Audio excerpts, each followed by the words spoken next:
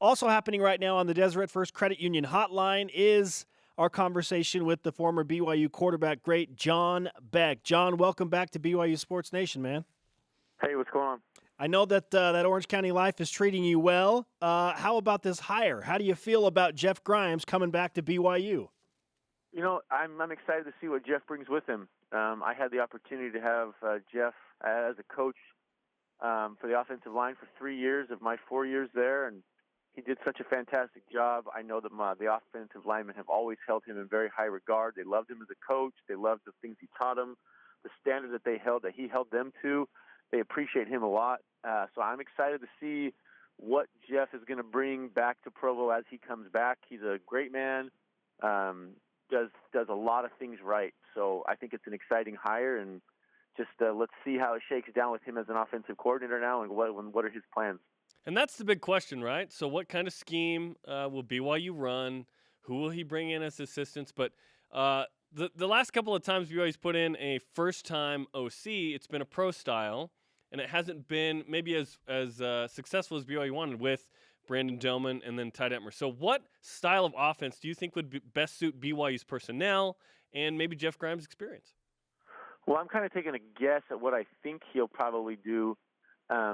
And I'm sure this is a discussion that Kalani and the people that hired Jeff probably had as well. You know, they didn't just go out and get him just because he is who he is. I'm sure they had to have a conversation about the type of offense that he's going to run. And I would guess with the recent success that his teams have had, that he's been a part of at Auburn and at LSU, I'm guessing it's going to be something in the spread attack with the run game being a gun run game. We saw some variations of that when Tanner injured his foot and he had to go back into gun, but I know it's not the staple that Ty was trying to establish at BYU. But I think you're going to see some of that that spread run attack where they're going to have RPOs as part of it. And anytime you run that, and which for fans that aren't sure what an RPO, that's a run-pass option where you have a pass game built into your run game based off of the reads that the quarterback's making while he has the ball in the running back's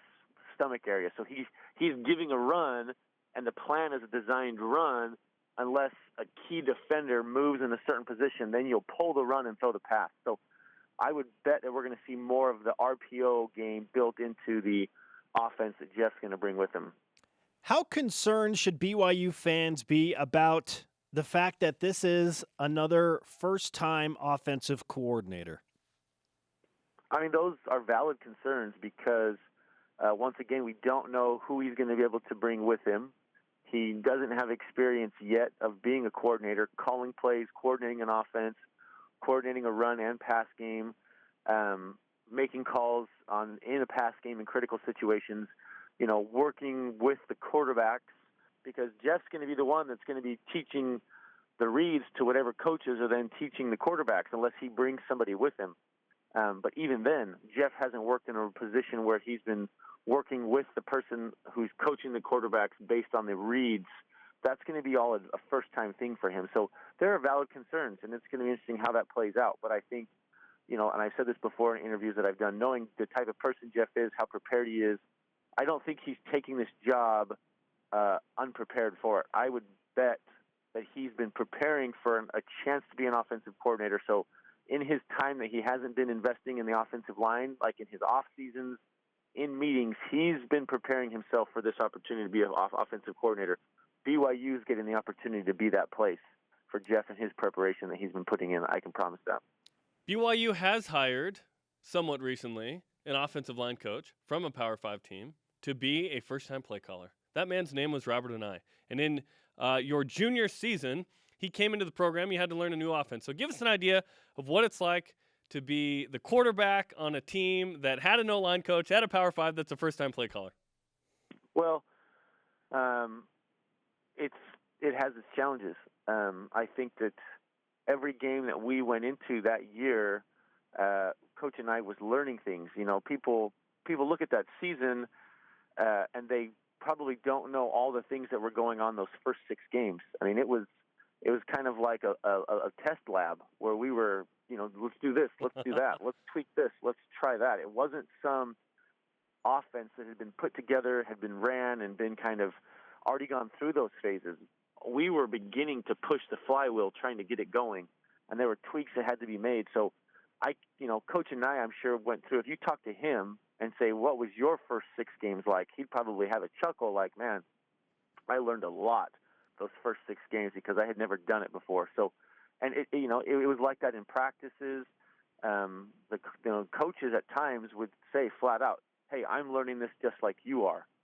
Well, that's probably going to be a little bit of that as well this time with Coach Grimes, where the coaches are going to be learning as well as they're going with him. So those are the challenges that they face, and it's going to be a challenge for whoever the quarterback is, because as the coaches learn a lot, you have to absorb information quickly, and you have to learn what they learn as fast as they're learning it.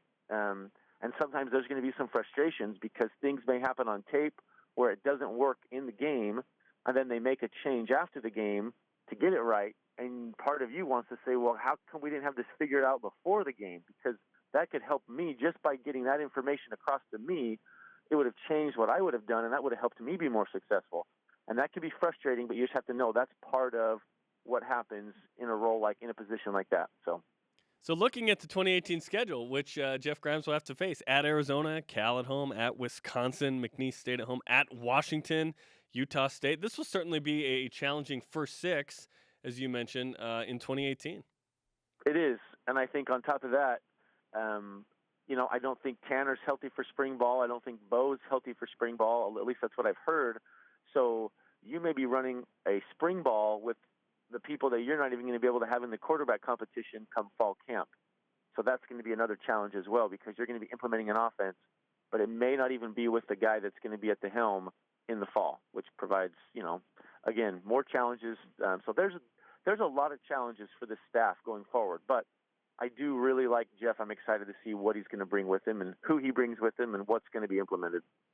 In the similar situation that you and Jerem and I just talked about, 2005 offensive line coach from a Power 5 school, now the offensive coordinator for the first time, speaking of Robert and I, now that it's Jeff Grimes' turn, what is a realistic expectation for BYU football in terms of wins and losses?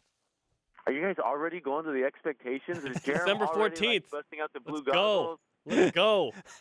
John, we don't mess around. You know this. Is Provo already saying 11-0?